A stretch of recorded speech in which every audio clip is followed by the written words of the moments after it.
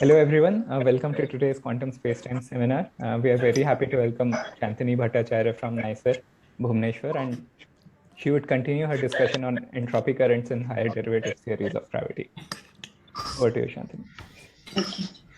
I'll first give you a brief summary of what I did in the last time because it will set up some notations which I'll be using now. So that's why it's needed. So first thing would be summary. So it's visible? Yeah. Yes.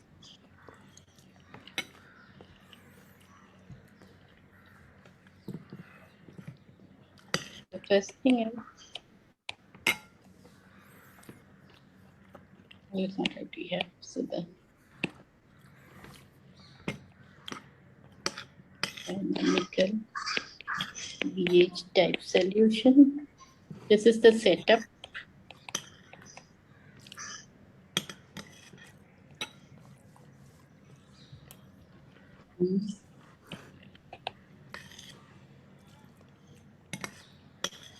Just one question, is it 1 hour?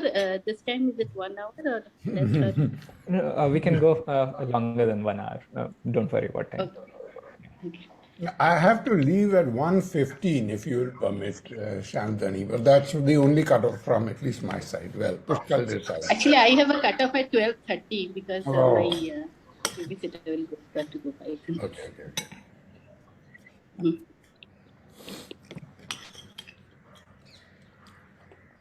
Your gravity.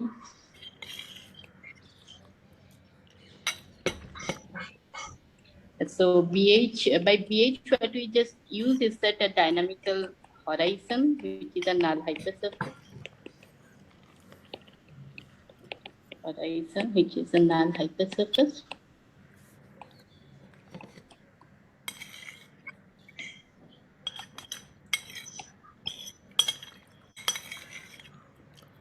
And the amplitude of the dynamics is small.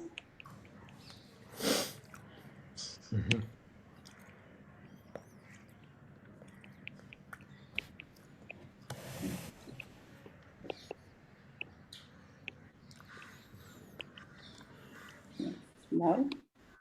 So it's a linearized treatment on amplitude.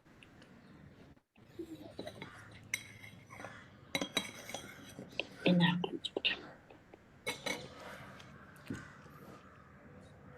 So this is the setup. And our goal is to rewrite so if EAB is gravity equation of motion, then EAB contracted with KA, KB, which are the is writable, suppressing some facts and anything on the horizon, is writable of del V of some del V KB plus del IJI. Plus terms which are nonlinear in dynamics. And KAD, this is the goal, is the generator of the horizon finely parameterized.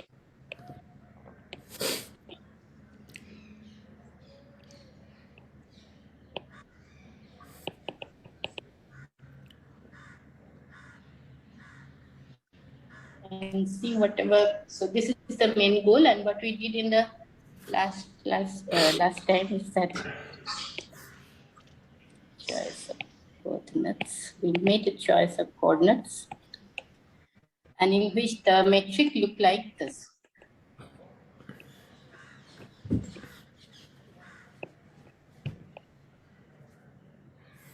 X is a function of RB and xi, dv square, to r omega I dv dxi.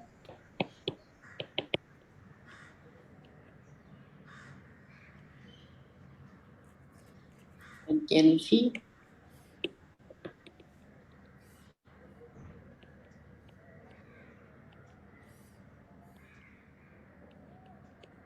and generator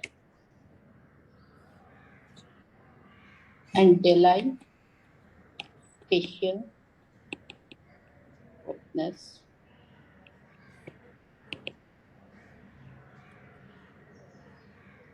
are equal to 0 is the horizon.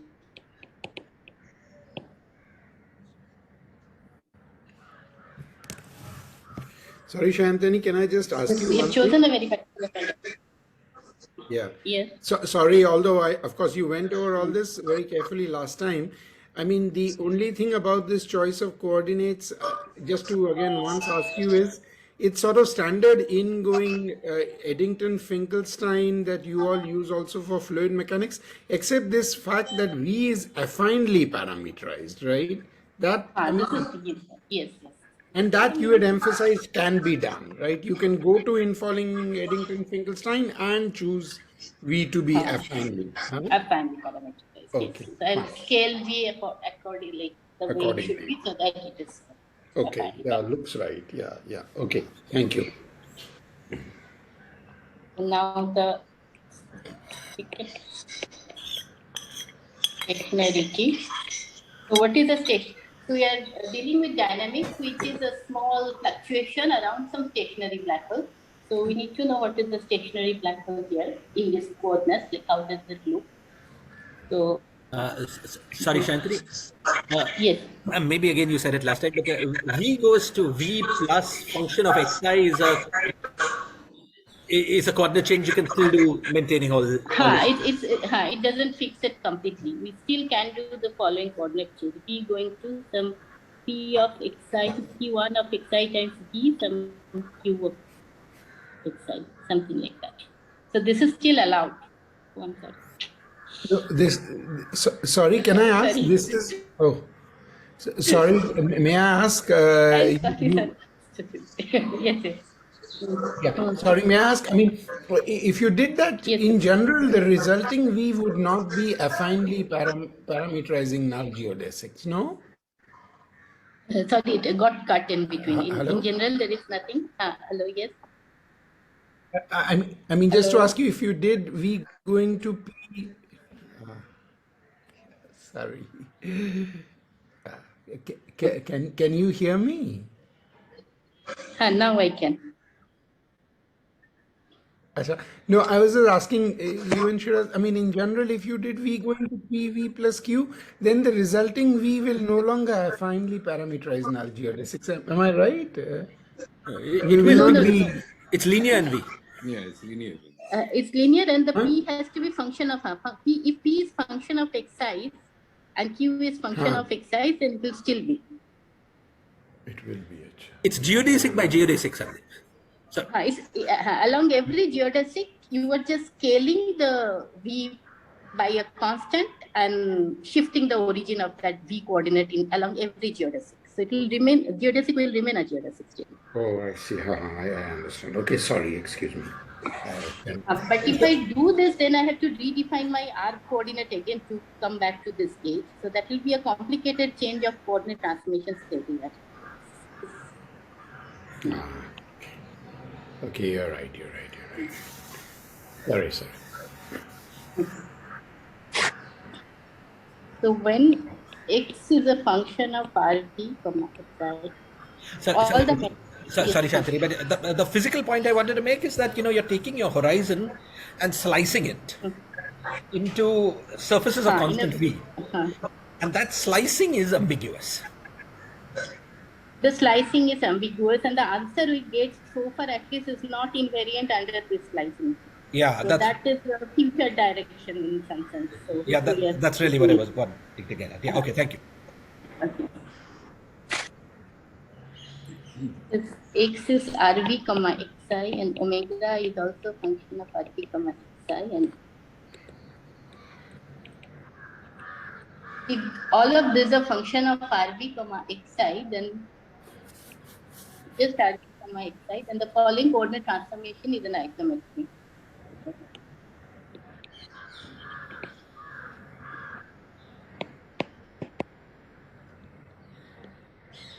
It's an isometry of the metric. So the coordinate transformation is V is equal to lambda V and R going to R by lambda. which is the special case of this particular transformation where I'm taking Q to 0 and P to be constant. And we'll use that symmetry. And if I make lambda to be a function of xi again, then also it will lead to some further complicated set of coordinate transformations. But that we are not using.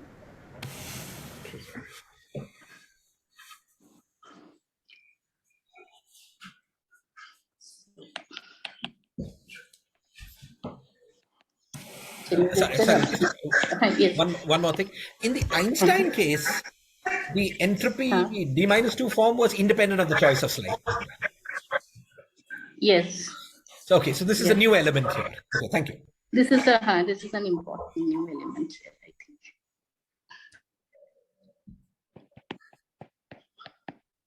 Ajay.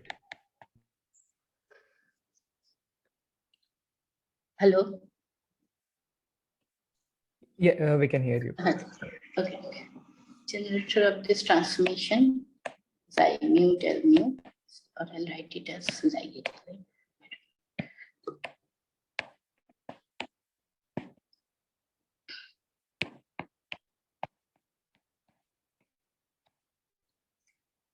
And this reduces on r equal to 0, it reduces to v del v.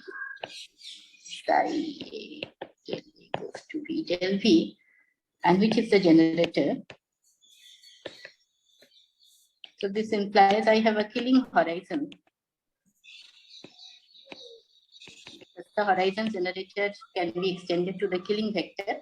So because I have a killing horizon, this is the stationary situation. So in this kind of choice of, in this kind of metric, when I've chosen the coordinate like this, whenever x is a function of r, b, and product of r and b and xi, this is the situation where it's stationary. The killing horizon, so this is a stationary metric.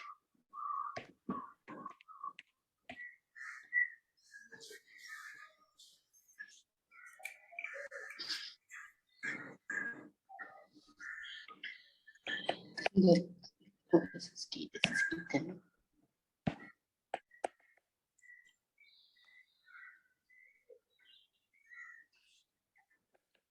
Straight.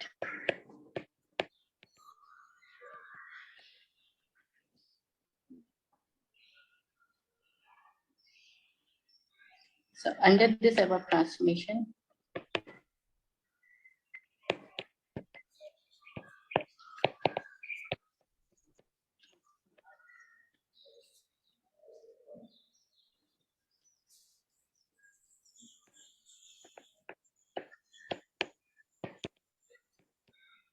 NISER component will go to lambda to the omega, the same tensor component.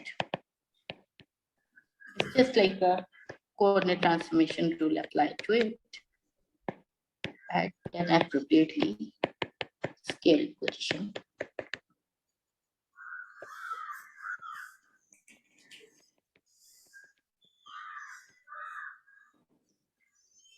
Where omega is the boost rate, which is equal to number of lower V indices plus number of upper R indices minus number of upper V indices.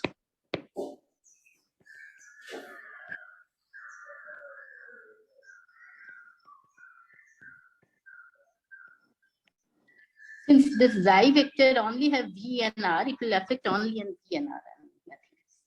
Only V and R indices of the stress tensor.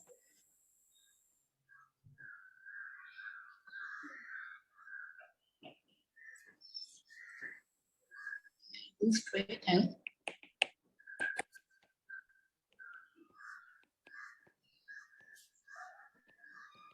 linearity in amplitude.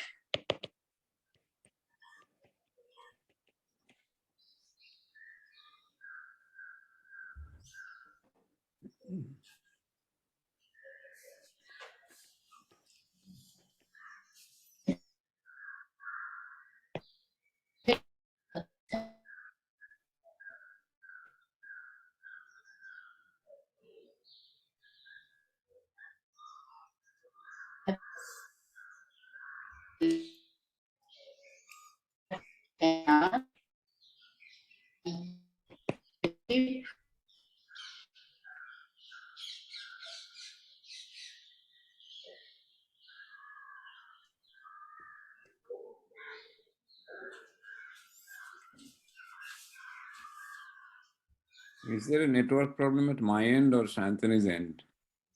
Yeah, even I can't hear her. Hi, Shantani, can you hear us?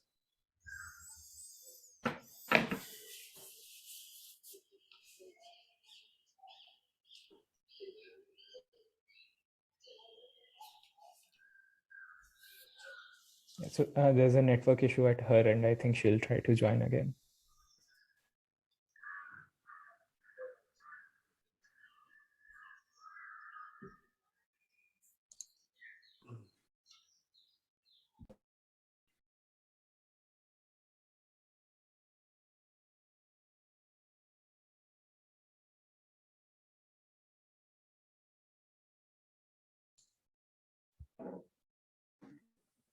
Sorry, I got disconnected. Yeah. No problem.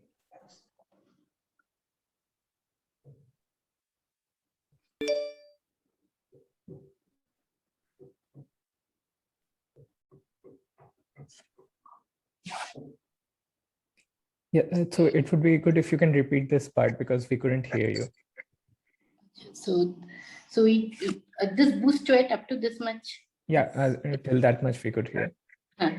Then then as relating boost weight with the linearity of amplitude, like looking at the boost weight of something, we can figure out whether it's linear in amplitude or not. So that we did it in the last time. So I'm just writing down the main points here. So I said any tensor component, which is here, it's the theory of pure gravity. So everything is constructed out of metric functions. And metric has three functions, this omega I, x, and hij. So any tensor components, if I evaluate it on the horizon, which is r equal to 0, so no explicit factors of r, will be these derivatives. Del v, some number of del v derivatives, some number of del r derivatives, some number of del I derivatives appropriately distributed. So this should be randomly distributed. It's not just acting on the same thing. Acting on these functions. So that's the only structure possible.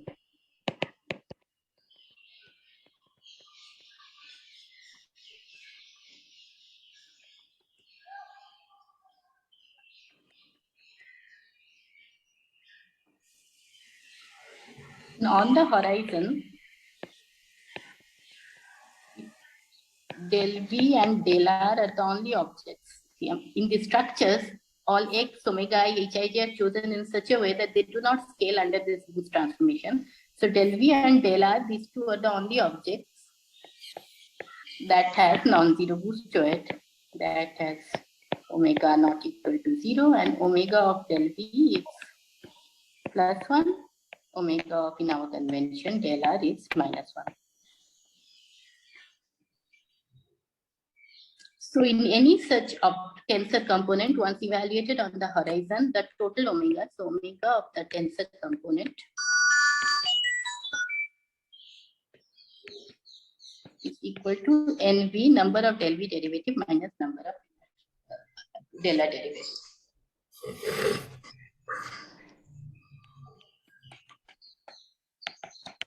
If omega greater than 0, then on the horizon, the component will vanish.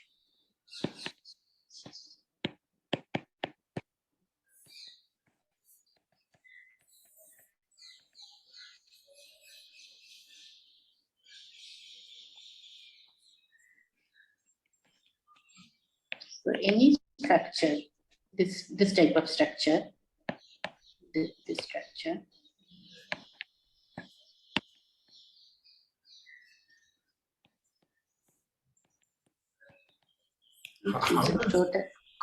Sorry, Shantani, how does point 3 come? Why does it vanish? Sorry. This is because, suppose on the horizon, if you have del V to the NV, if some structure you are calculating del R to the NR, then this X and everything, but these are the functions of R times V, because this is stationary. I see. Okay, I made something. On the horizon, the component will vanish, sorry, on stationary solution, not always. It will vanish on stationary solution. It will vanish on stationary solution because whenever del V acts on it, it will pull down a factor of R. Okay, I understand. Okay. Okay, thank you.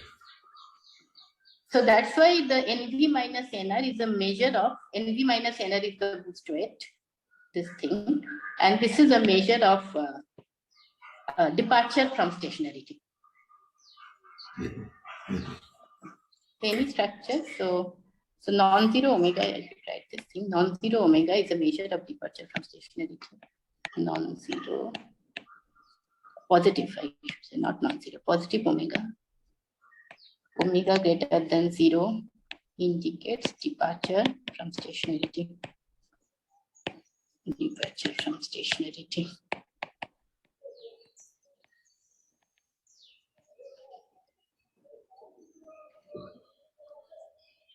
So any term, any structure which has omega greater than 0 is must be at least proportional to the amplitude, like the amplitude of the dynamics.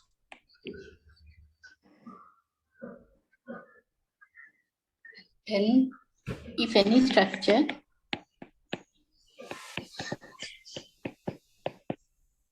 is product of two structures,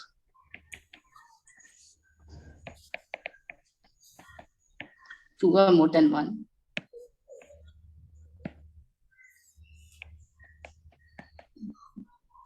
structures with omega greater than 0, this is non-linear in amplitude. I'll ignore any such term. So this much we covered in the in last time's thing, I guess. Is this okay?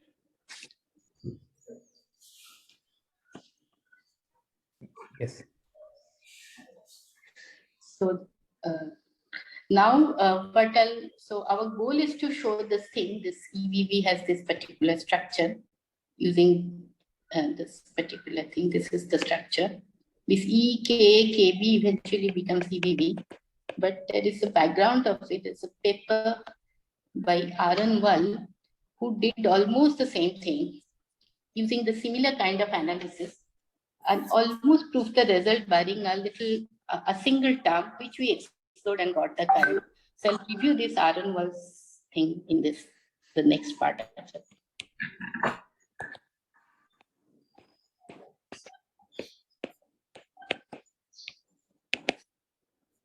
I forgot the archive number of the paper. So I'll set it if you are interested. Sayantani, just to know that I have understood this Yes. 3 and 4. So basically, you were saying that if it was of the form of some function of the product of R and T, then of course there would be these departures would be 0 at the horizon. If omega is so that means that if omega is greater than 0, then it would be 0 on the horizon.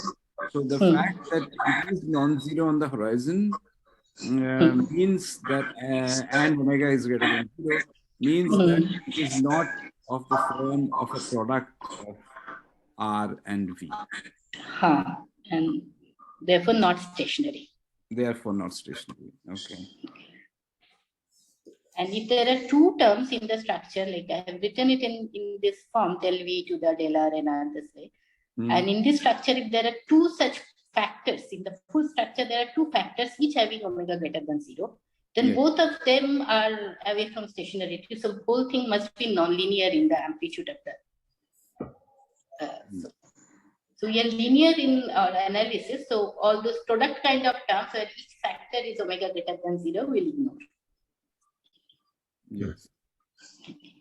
Sorry, Sayantani, maybe I'm missing something, but does R vanish on the horizon? Yeah, R equal to 0 is a horizon. Horizon. Okay, thank you. Yeah, then I understand it. Thank you. So all these statements are true in our particular choice of coordinates. Sure. It's very much tied to that. Right. Okay.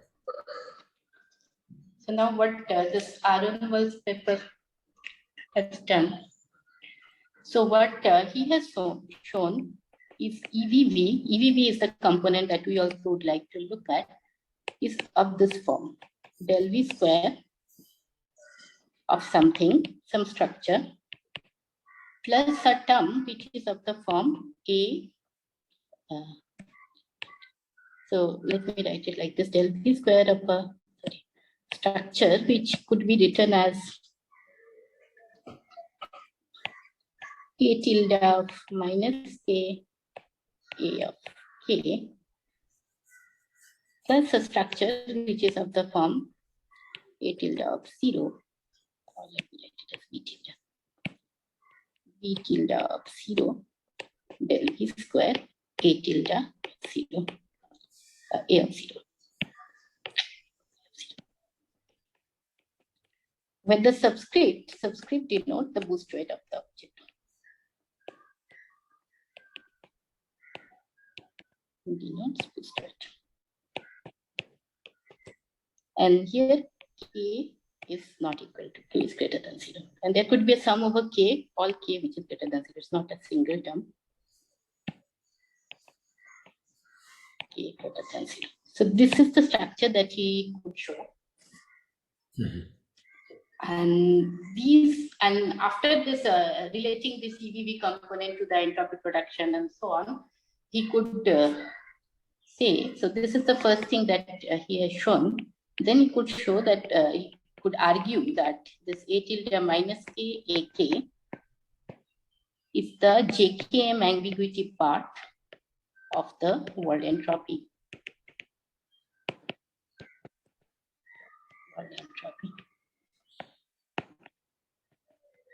And his algorithm could fix it. He said that EVP could always be written in this form with products of this negative k and positive k terms and a sum, a lot of terms like that, and one term of this form. And these are the terms which could be related to the JKM ambiguity of world entropy.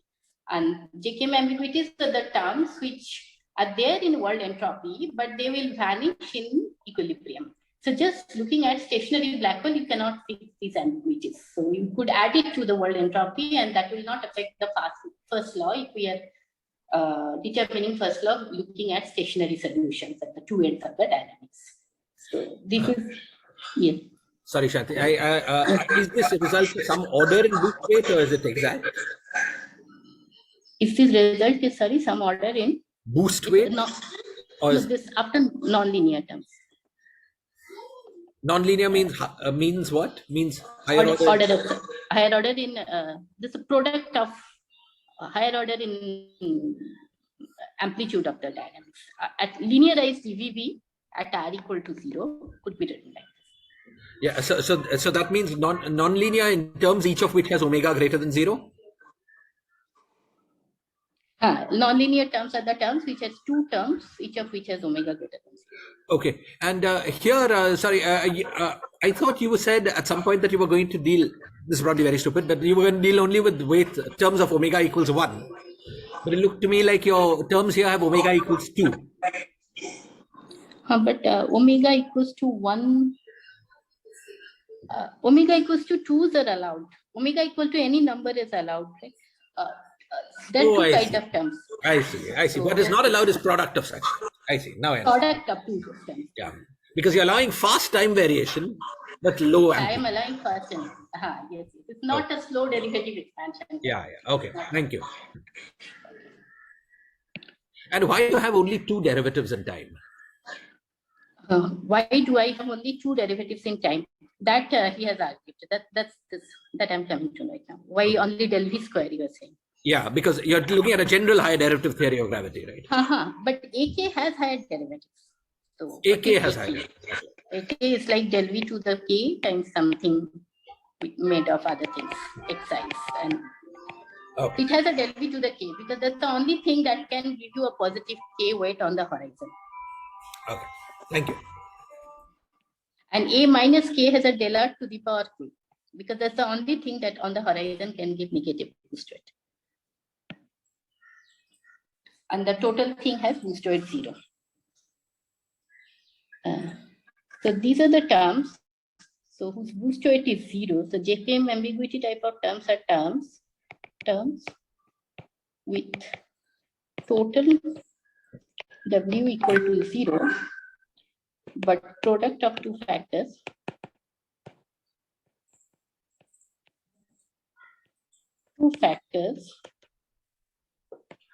one with W less than 0 and the other with W greater than 0. And therefore it's vanishing, though its total boost weight is 0, not positive, but it's vanishing on the stationary solution.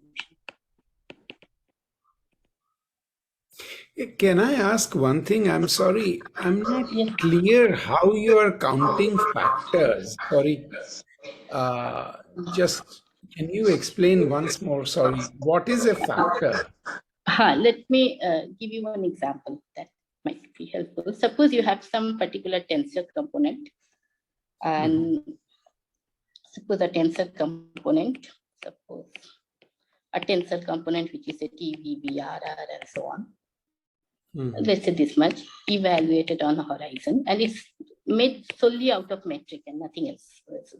It's some curvature tensor and its derivative on the horizon. So its total boost weight will be, there are 2 V indices and 2 R indices. So total boost weight is 2 minus 2 equal to 0. Now, if I evaluate it, it will be derivatives of X and R and derivative of this X, omega I, which are appearing in the metric, those functions. Yeah. So, and there is no free indices. So the structures could be, and del V and del R are the only quantities that could take up weight. Yes. So if it is del V, total boost weight is 0, it could be a term of the form del V square, del R square acting on X. Or it could be a term del V acting on X, then del V del R square acting on X. So after evaluation, suppose we get this or this. Okay. So this I'm saying having 2 factors. I see. The total boost weight is Zero. matching 0, but this one has a factor which has a del V in it. Yeah. Boost weight is positive, and this one is boost weight minus 1. This is with boost weight plus 1, and this one is total boost weight 0. So it has 2 factors. Therefore, this will vanish on horizon, and this will not vanish on horizon. Okay. Sorry. Yes, I understand the logic. Thank you. But just once, wasn't boost weight minus 1 for V? Goes up. Okay. Yes. It's a matter of convention. Fine. I choose it like this. Okay. Good. Okay, I understand. Thank you. So I have to just blindly evaluate whatever tensor I want to evaluate on that metric. Some set of structures will appear, and I'll classify it like this. Okay, and then, sorry, just once, please go on. The point being that the second term, at least those with weight greater than 0 would have to go like 1 power of amplitude, and also for the weight negative, is it? No, weight negative is not 1 power of amplitude. But I thought the logic was that if there were 2 powers of amplitude, you would, not include them. And this was a way of counting how many powers of amplitude arose. This is linear because this is 1 power of amplitude. This is with negative weight, so it's not 1 power of amplitude. Yeah. Even if del V is there. So just counting del V's will not give you powers of amplitude. So then why would you neglect this factorized term, the second factorized term? No. This one will not be neglected. I'm saying these are the 2 factors can appear. This will be neglected.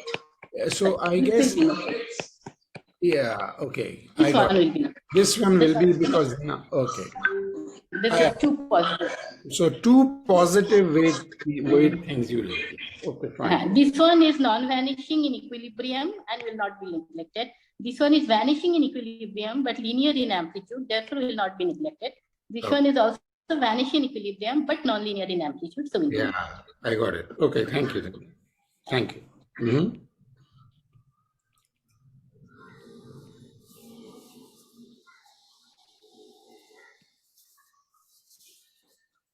So what Aron's proof has done, he has done it like this, and the arguments are like simple. PV is it's a covariance. I'm just giving sketch of the proof.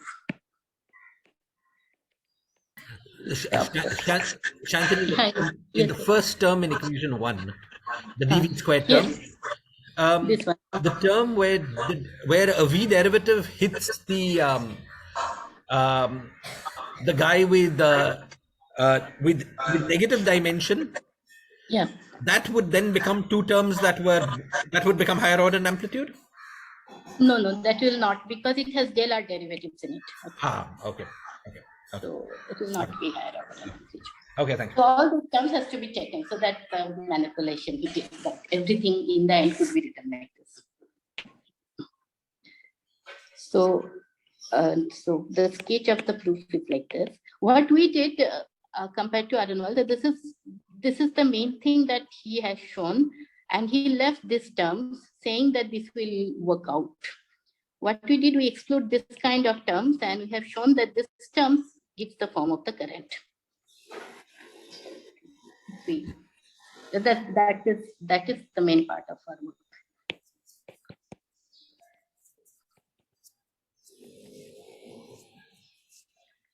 So EVV, this is a covariant tensor component. It's equation of motion VV component.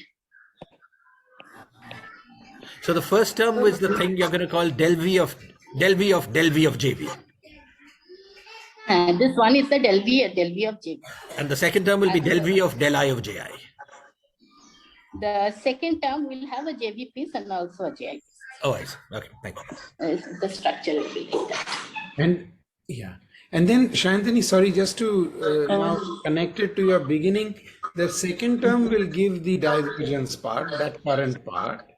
And the first term will have to be nonlinear in amplitude, is it? No, the first term is not neglected. That will add to the JV. So second term will give some JV. First term is already giving some JV. Everything will okay, so be collected. I see. So Aronwall had already shown the first term gave a current, huh? Aronwall has not shown. This first term doesn't give current. If anything could be written as del V square of something, you do not need to introduce a current. So, sorry, very sorry, but okay, I thought your first equation with which you started was that the right-hand side would be a divergence plus terms going like order epsilon square. Was that true? That's true. But first term is not. Aronwall's analysis is also linear. So he has neglected all order epsilon square terms. So is the first term, I see. So first term gives you what then? First term, sir.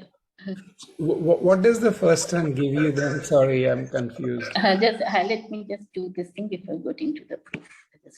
So suppose this is what he has shown. Suppose this is, so if EVV could be written as del V square of some structure, if we could show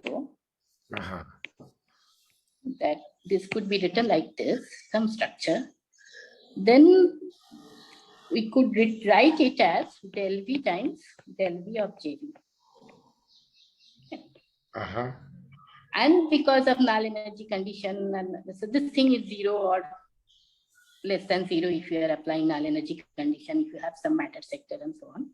So this thing then tells that if it is less than 0, there you apply null energy condition and something. Less than 0. I see. Condition. Then you have a monotonically decreasing function. I see. And that tells you, so that tells you that will be JV monotonically decreasing. And then JV will be identified with the entropy current density, entropy charge density. Okay. And this is how all this, even like before Aronwall's proof, which is very general for any higher derivative theory, this is what has done for Love gravity, some FR gravity. So everywhere EVV was cast in this form for that particular theory, and this was shown. Okay. Thank you. And then just one more small thing. And then what you will show is that the second term will add to JV, is it? Or what does the second term do? It gives you del I JI, is it? Or what does it do?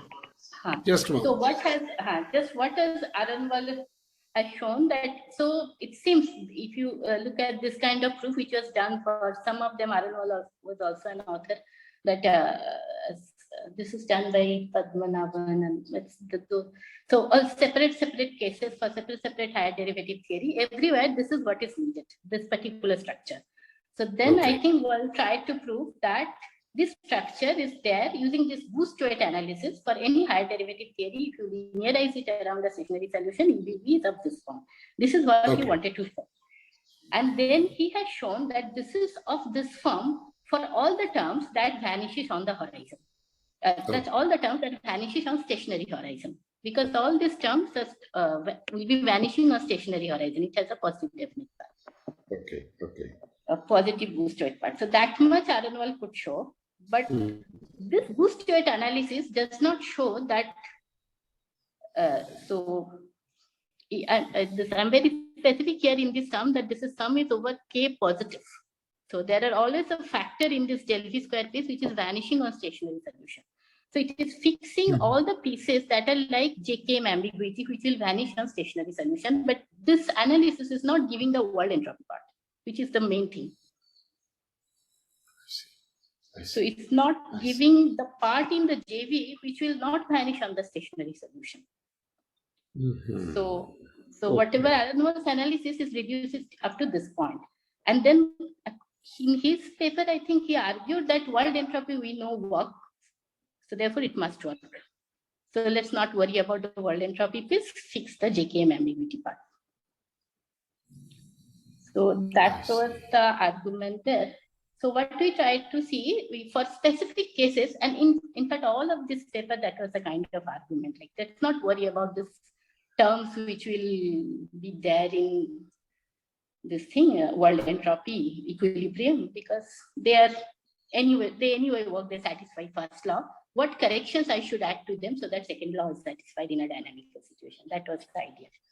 So that this JKM things, but we did an analysis of this type of term first for 4 derivative special cases to see that whether they are really of the form of this. We want this del V square of something, not something times del V square of something. If it is something times del V square of something, then this analysis doesn't work. This one. So, and generic boost weight analysis take it to this form, but not of del V square of something. So we specifically looked at this term for 4 derivative terms, 4 derivative theories, and by some brute force analysis, what we have seen that all these terms could always be written like this. That del V square of JV plus some del V of del IJI. So this was first done by brute force analysis in 4 derivative gravity, and then we tried to prove using the similar kind of boost weight analysis being done a little more carefully for this, taking care of this. So that is the whole thing. Thank you.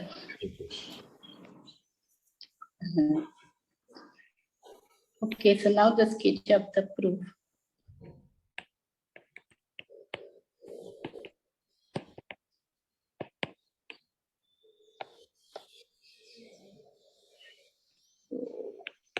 This is Wall's proof.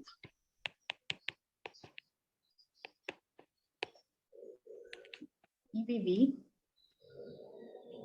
is something with weight 2. So EBV could be written, a typical term in EBV, therefore, EBV on the horizon, a typical term of EBV evaluated on the horizon, we'll have this kind of a taxon. T minus K, then del V to the K plus 2 acting as something T slow.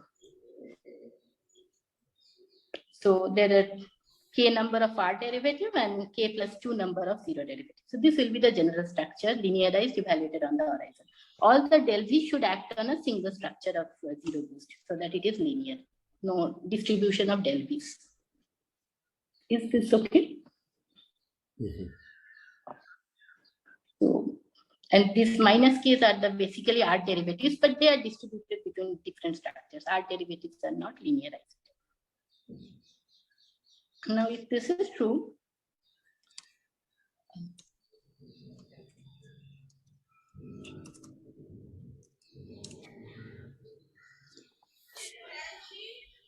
Sorry, why is del V acting on a T0? Why not on something else?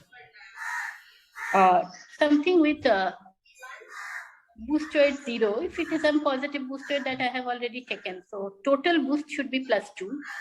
So there are minus k number of r derivatives. So minus k plus 2 giving me total +2. Now what something else could be? You say the only way that you get k boost weight k plus 2 is by having k plus 2 v derivatives. I was thinking it's just smaller number of derivatives on something with positive boost weight. But that always has v derivatives. And on the horizon, del v's are the only quantities that have positive boost. Okay, thank you. Everything else is zero. So therefore, this is all. That's the crucial thing in the whole proof, that del v, apart from del v and del r, there is nothing with non-zero boost weight on the horizon. So it's just that distribution. So then this is effectively like del r to the power k acting on some p tilde 0, but del r could be distributed between different terms since there is no linearization. But all the del v should act on a single thing. It cannot be distributed as two factors. So now if this is the term, so suppose I write this term as this.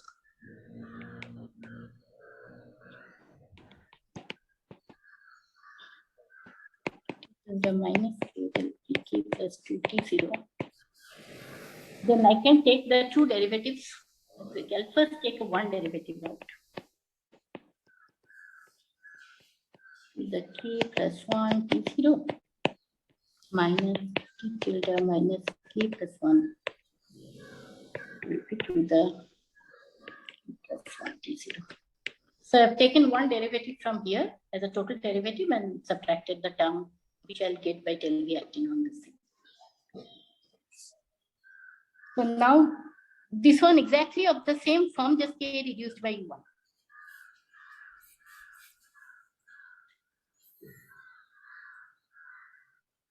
Then I can do the same thing here, which will give me one more del v square out. Till tilde minus k del pk t0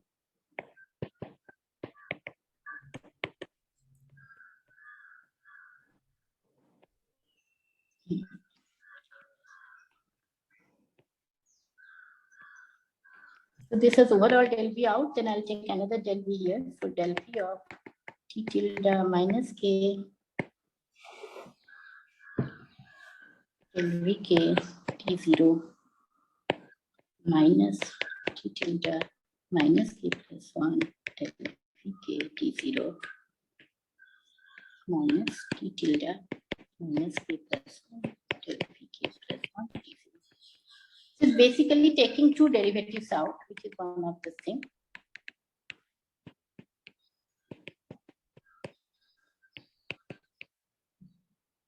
Del v of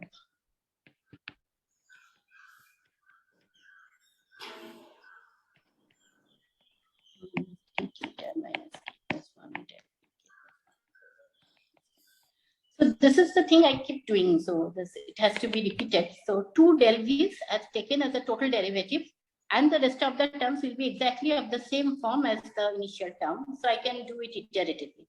Yeah. And I keep doing it till the point I got all this del v square. Let's say I have done it on all of them. So there is k plus m, del v k plus k minus m, 0.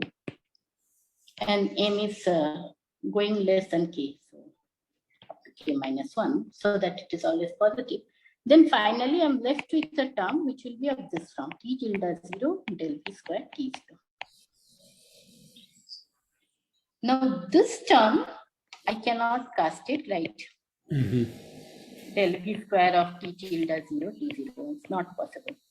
Unless t tilde 0 has some particular structure. So for example, if t tilde 0 is 1 here itself, so it is already del v square t0. So otherwise it's not possible.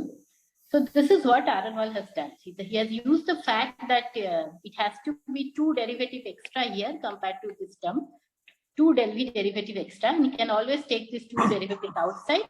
And in the end, there will be a term of this form which could not be handled. like this way. But had we been able to handle, this would have been a part in JV. Had we been able to do it, it would be world entropy. Because this is that part of the entropy current which will not vanish JV world, not vanish on the horizon, not vanish on stationary solution. So this is the world entropy, and what he said that since we know this part will contribute to world entropy, and since we know world entropy works, so this is it. So this is what is Aaron was. Is this okay? And you are going to say that in addition to world entropy, there's a current piece. It will be del V of yeah. Okay. Yes, thank you. In this particular term, if we analysis what happened, actually we wrote to well also after that. So he said he worked out, he by brute force worked out this thing, and they are not of this form. It seems like that. And if you just brute force work out for 4 derivative gravity, they are not of this form, and it seems it's not working. But then if you do it carefully, you will say whatever is not of this form is always of this form, del IJI. I see.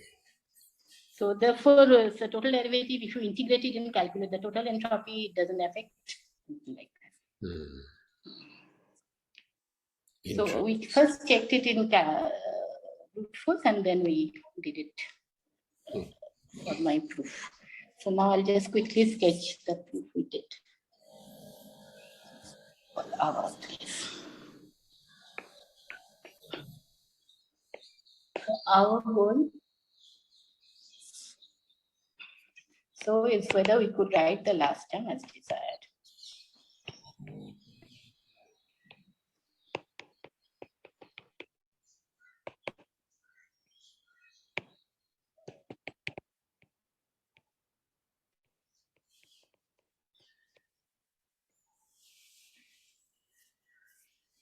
So we'll write that this term t tilde 0, whether it is possible or not. Del v square t0 is writable as del v of del v jp. Thus everything is on the horizon, and I'll write it as del iji. Okay, there's now one more thing, I'll just write it. There is some factor of square root h is needed to make it look like at least covariant with respect to the xi coordinate, the coordinates on the spatial section. Okay. There are factors of square root h, but I'll be suppressing them. Factors of square root h in a way. So like this term is not exactly del v jb, but this term turns out to be square root h, which I'll be suppressing. Which will be suppressed just for simplicity. Keeping track of square root h in the end, everything works out, but it's a bit thin. So, for example, this term is not really del v square jv, but it turns out to be del v 1 upon square root h del v square root h jv. Square root h is the determinant of the spatial part of the metric on the horizon, which is well defined. So it is always like that, but I'll ignore these factors of square root h. And I'll do the analysis with that. So we would like to see whether it is true or not. Now the proof has two parts. It has two parts. Part one is an identity involving this EAB equation of motion contracted with psi A psi B. Maybe this identity, we derived it, but it must be well known. And there is a bootstrap analysis of this particular identity, right hand side and left hand side. Sorry, what is zeta? Xi is the d del v minus r del. We'll be evaluating it on the horizon, basically v del v. This is that generator of this boost transformation. Got it. Of several times. Sorry, Sayantani, can I ask you a question? Yes, yes. So before you add this del IJI term, you just have this JV term, and is that supposed to be like a entropy density for a whole spatial slice of the horizon? like the entropy that passes. If you integrate then, it over the spatial size. Over the whole spatial. And then when you have this del IGI term, that's like a local version of that becomes local. entropy Yeah, current. that becomes local. Yeah. Right. Okay. Okay. And it turns out like this. It's not that we wanted to make local and that's why we added. It automatically becomes like that. It's like that. Thanks.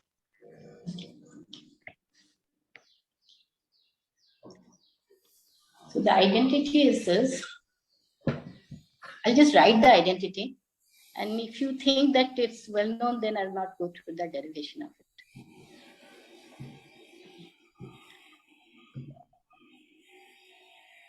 Identity, the final answer is this.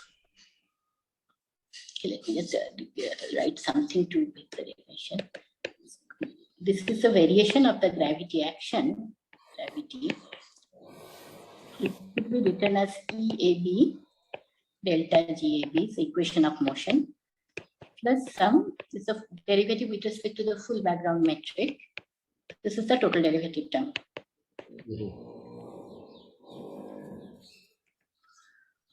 This is a function of G and delta G. This is how we define the theta A.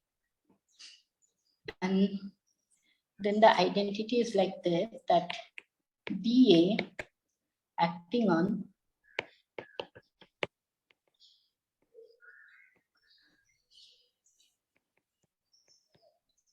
A minus theta A times L gravity is equal to 0. Where theta is the any vector, any vector.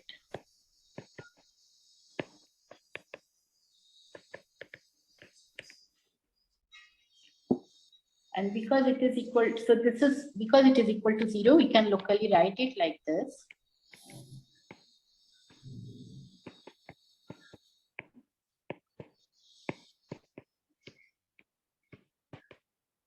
Is equal to dE to dBL. Is this some world business? It's basically world business. It's not some, it's just exactly world business. This Q is that when the charge of world entropy. Yeah. Okay. So it's like I'll substitute delta GAB to from here to here. If you want to get for delta GAB, I'll substitute delta GAB is equal to L zeta of GAB. Yeah, that's what I was thinking. Okay. If I substitute it, then it becomes like this. And then I use a condition that EAB is covariantly conserved. The equation of motion is covariantly conserved because it's diffeomorphically invariant Lagrangian being there. Yeah. So yeah, world had a conserved current for every diffeomorphism associated with every every. So this zeta is that at this moment it is every diffeomorphism. Now I'll substitute in the place of zeta that sign, and this is just a it's an identity. So if I get this particular quantity and rewrite it, rearrange it, it will be in this form. That's the statement. I see. But that intermediate, that dA something equals 0, that's basically general coordinate invariant, isn't it? That's basically general coordinate. Yes. This Okay. is basically general coordinate invariance. This is the world charge. So QAB is minus QBA, QAB. World has done it in a form language. QB is basically this no other charge. And the main point is that it's an identity. It's true for any zeta, and it's just a rewriting of equations. Even there exists algorithm of how to rewrite. If you can get this particular quantity, how to rearrange the terms that eventually it will look like this. So that from this equation you can get this. I see. So now I'll contract it. So first step would be substitute for zeta B, xi B, which is that boost generator. It's true for any zeta. I'll substitute V del B minus R del R. And zeta B on R equal to 0, so no R del R. And whole equation, this equation I'll be evaluating on R equal to 0. So I'll get, and I'll contract with another, the free index will be contracted by another xi. The free index contracted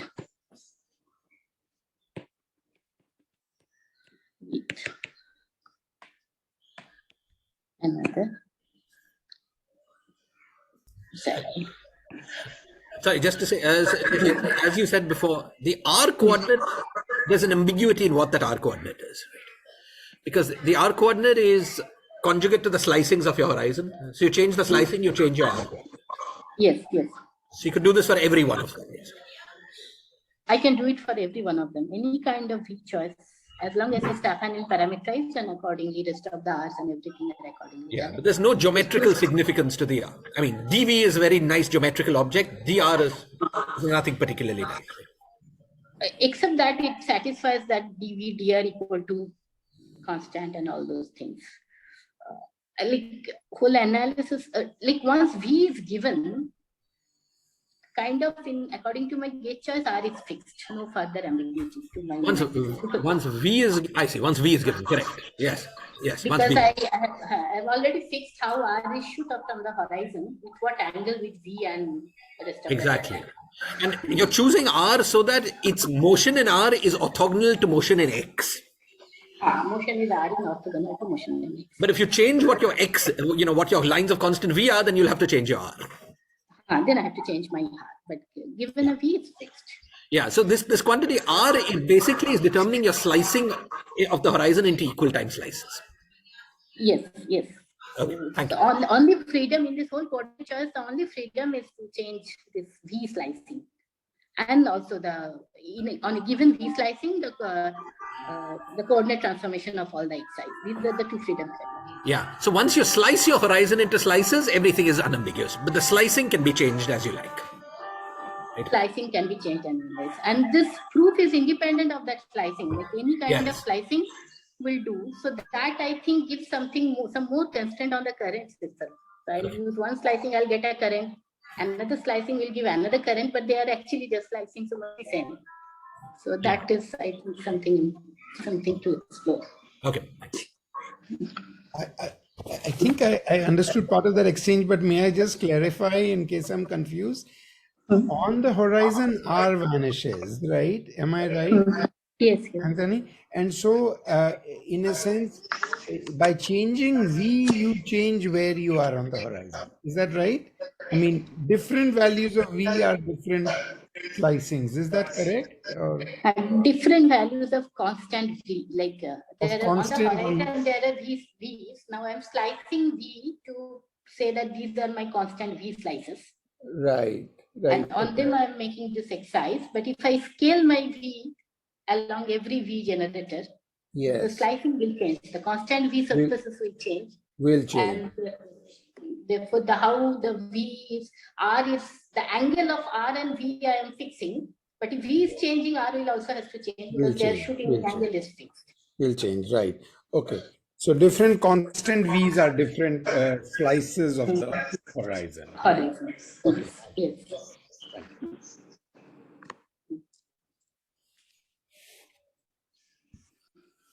Now phi index is contracted with another psi A, so another psi A. So I'll get psi A, psi B, 2 EAB is equal to, now I'm evaluating it on R equal to 0 is equal to theta A psi A, and then psi square L gravity on R equal to 0, everything on R equal to 0, plus psi A dB QAP, everything on R equal to 0 on the horizon. So this becomes, so psi A del A at R equal to 0 is V del V.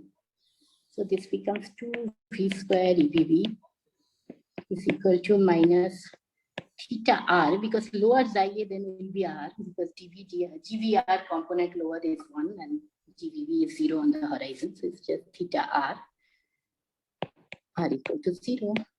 Xi square is 0 on the horizon because I is a null generated. So on the horizon it's 0. So this term does not contribute. And I'll have dBQA QRP. I'll not write R equal to 0 anymore. Everything is on R equal to 0. And there is a V here, there is a V here. This V comes from this di V. Di has a V component. So cancelling one V, I'll get 2V EBV that are equal to, okay, not right, minus theta R are equal to 0 plus dV QRV that are equal to 0.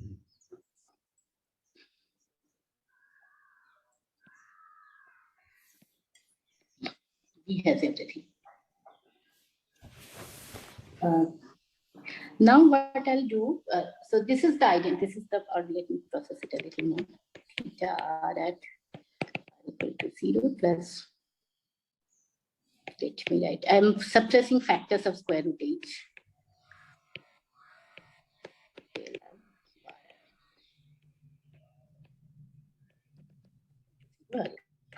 So square root h are appropriately there so that this del i's are actually covariant derivative with respect to the I coordinate. So this is the final identity which I'll be analyzing.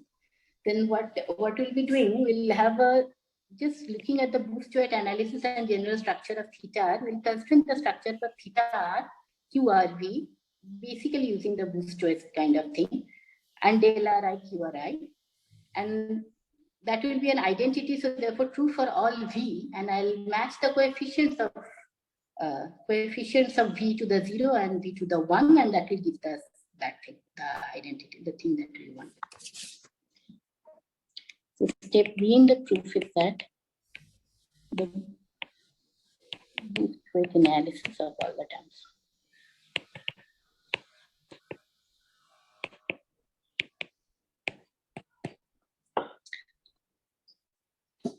So I'll just, now that I don't have time, I'll first write the result, what is the structure I'll get, and get the final equation anyway. And then after that, if I get time, I'll prove each of the structures. So after Boost-Joyce analysis of theta r, QRV, and QRI, what I'll find is the following, that QRV, which is a term with Boost-Joyce 0, it's a basically 0 weight term, could be written as Q0 plus V del V times P0. These are both Boost-Joyce 0 terms. QRI, which is a Boost-Joyce 1 because it has an upper R indices, could be written as QI1 V del V of PI1. And the most important is that this is the bulk of this whole calculation analysis. This theta R, which is also with Boost-Joyce 1, because it has an upper R index. This could be written as 1 plus V del V into mu1, something with Boost-Joyce 1, plus V del V square into mu0. Whereas this mu0 are all JKM types, basically the terms that Wall has figured out. So just doing Boost-Joyce analysis, I could get these three structures. The Q1s are easy to see because as we have seen that this whole Q structure is basically a rearranging of this EBV and theta and this equation. So once this condition is true, I can always rearrange all these theta now replaced with xi's and we'll get this Q. So Q is basically rearranging of this left-hand side. So therefore, if this side is linear in any parameter, Q will also be linear in that parameter. So if the left-hand side, theta and everything is linear in xi and therefore linear in V, so will be Q. So Q is something which is linear in V. So there will be V to the 0 term and V to the 1 term. And then applying Boost-Joyce, these are the only possible structure. QAB is linear in xi.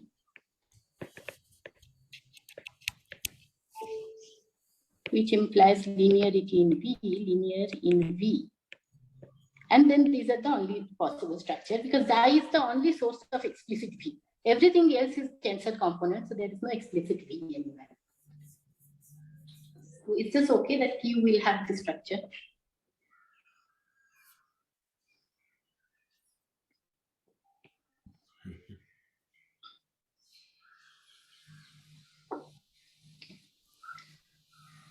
So here the the theta will have this structure is a much more complicated thing. But suppose we accept this, that all these three things have this kind of a structure, then we could see how the proof is coming.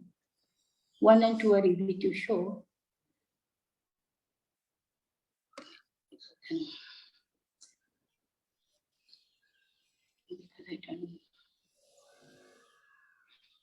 we got 2V EBV is equal to del V of QRP plus del I of QRI minus theta of R.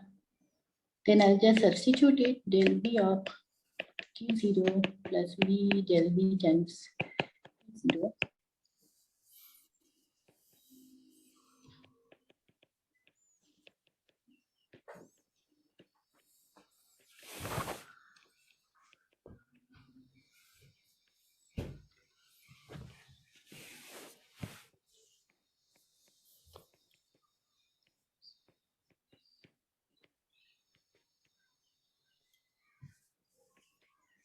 Now I'll arrange the coefficient of V to the 0 and V to the 1 separately.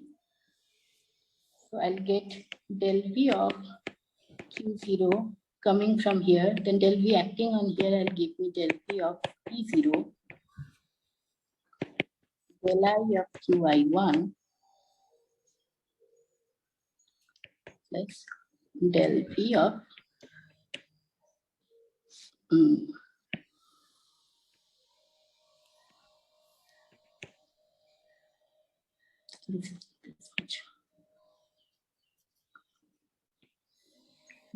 minus V1. So these are all the terms without a factor of V in it. And then with factor of P, del V square P0, this acting here, plus del I del P of P1, which is coming from here, minus del V of mu1 and minus del V square of mu0. Then so now the key point is that these two are separately matched with this thing. So I'll get one equation because it's true for every V.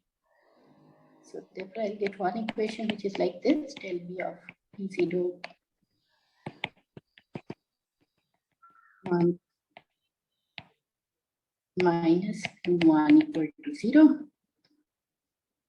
And the second one is del V square of P0 minus del V of mu1 plus del V of Pi1 minus del V square of mu0 is equal to 2 times EPP, because this has a coefficient of V. And then if I substitute, I'll solve for mu1 from here and substitute it here, and I'll get a structure of dPV as required. So I'll get 2 EPV. So this, if I call this as 1 and this as 2,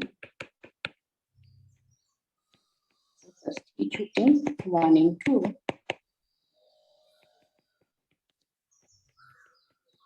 you will get the following thing, 2 EPV.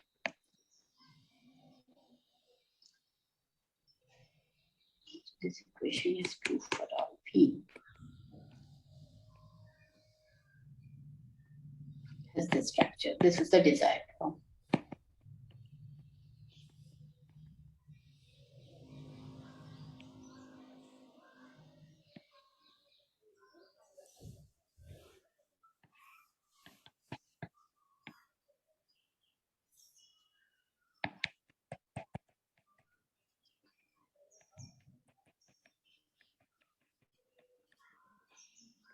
This is the structure I want. So is this okay? And this is the part which the JKM ambiguity wall has figured out. JKM part. And this is the part which will contribute to world entropy.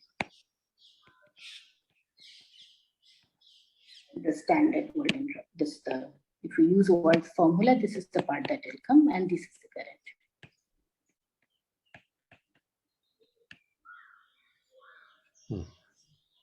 So So the key part is having just using Boost-Weight and the linearity of xi will constrain the structure of q's and thetas, which are appearing in the right-hand side. And then we use the fact that this equation, once the structure has been substituted, is true for all v. So I'll separately match the coefficients of v to the 0 and v to the 1. It's linear in v all sides. And then using the v to the 0 equation in v to the 1, we get EVB to be in this structure. So that is how we got it. For any kind of theory. Is this okay?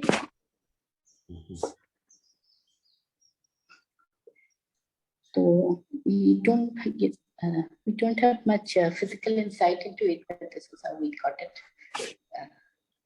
And the Q, now the main thing is to have these three structures. Prove these three structures. The Q1 is simple. So I'll start with the Q structure, which I already said. And the theta structure will not be complete by 12:30. So okay, that's the main thing. The structure of theta is it took some long time to figure out what the structure should be. That's the structure which will give you the correct thing.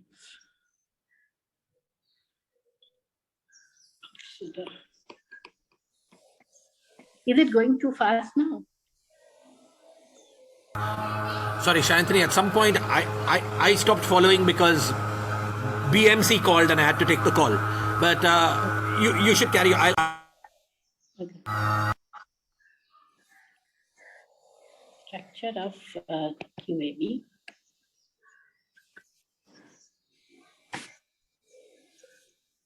So how did QAB is how do we define QAB? We suppose it's defined in this fashion, that suppose we have a vector VA.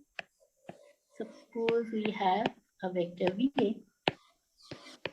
VA satisfying any vector. VA is equal to 0. This means, and this implies that VA could be arranged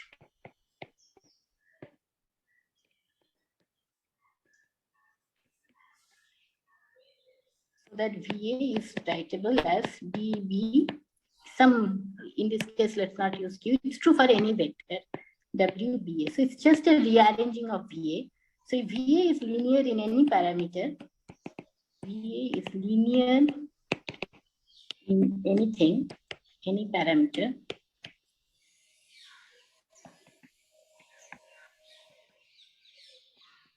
So is W.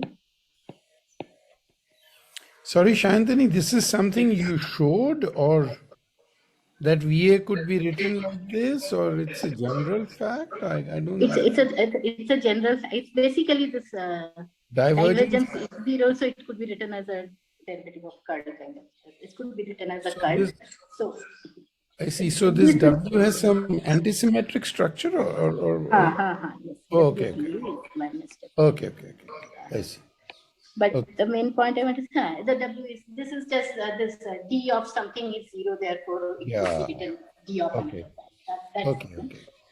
So VA is linear in anything, but its main point is it's just rearrangement. So therefore, if VA is linear in any parameter, so is W. Mm-hmm. So if in our case, VA was this thing like this E A B psi B minus theta A. So, which is also a function of del xi coming through this Lie derivative and G. So this VA is linear in xi. So therefore Q will be linear in xi. So here in our case, this thing derivative is Q. So in our case, we have seen that this is EAB psi B theta A is BB QBA. Now this part is linear in xi by construction. So therefore this is also linear in xi. And therefore Q is linear in xi. If Q is linear in xi, and Q is A, B and theta, everything is just constructed out of metric and its variation. So everything is metric functions. The sole source of explicit coordinates are xi's. So xi on r equal to 0 is v del v minus r del r. So u is linear in xi, and therefore QAB must be linear in v. As in this equation, xi is the sole source of explicit v dependence.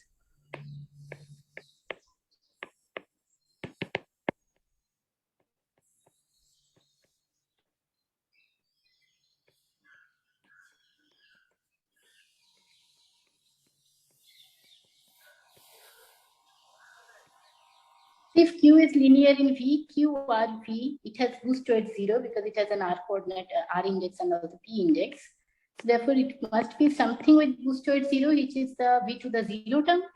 Then some term which is linear in V, but if there is a V, there must be a del V to match the boost to it. And then some, I called it P, some P0, which is also boost towards 0. So this is how I know that QR0 must have this structure. One term which is V times del V is 0 and one is Q0, matching boost to it. And there is a term which is linear in V. Okay, so that's the most general form possible. This had boost to it 1, so it will have a boost to it 1 term plus V times del V to match the boost to it, then another QY 1 term. So this fixes the structure of Q. This is all on the horizon, right? Everything is on the horizon. Xi is also on the horizon, r equal to 0. So then we could substitute it here. Now the structure of theta is long. And I don't have time. And actually, I have to go at 30. So I don't have time. So there is a structure of theta which is a bit long. It's exactly the same way we will do. What is the general form of theta? We could figure out the general form of theta because theta is the total derivative term. It's the total derivative term in equation of motion. Derivative term. So we could analyze it and figure out what is the general structure of theta is like this. It's a tensor. A1, AN, then some variation of another tensor, A1, AN, appropriately contracted. And this variation will be replaced by L xi when we are calculating theta in the way we want. And once the variation is replaced by L xi, we'll have again the structure of A indices dependence. So it will be a step-by-step, case-by-case analysis, which eventually gives everything of this form. And basically, this is the structure to be used, that theta is something, then L xi acting on something. Looking at the total derivative piece, and that gives theta to have this structure, and then substituting it into other, we get that it has to have a current. So that's the structure of the proof. I think this is where I end, get it in a desired form. Yeah, so we can stop here. We can first thank Sayantani for a very nice talk. Sayantani, if you have time, then maybe we can take a few questions otherwise. Okay, yes, a few questions probably I can take. So, are there questions? So my main question is this, Sayantani. Suppose I construct your current with one choice of R, or one choice of slicing, and then evaluate it on another choice of slicing. So that gives you then a second current. So say I start with slicing A. I take your construction with slicing B, and then just evaluate it on slicing A. It's just some form. So I can take that D minus 2 form and in whatever slicing, right? So then it seems like you've constructed a very large number of different entropy currents, all of which work. All of which work, yes. And if we, it seems like that. And if we transform one to the other, the slicing functions will appear. Will appear, and there'll be a large ambiguity, like some functional worth of ambiguity, some function worth of ambiguity. Right? At the moment, that's the situation, the way we have constructed. Okay. And it almost seems inevitable that something like this happens, because I can't think of another because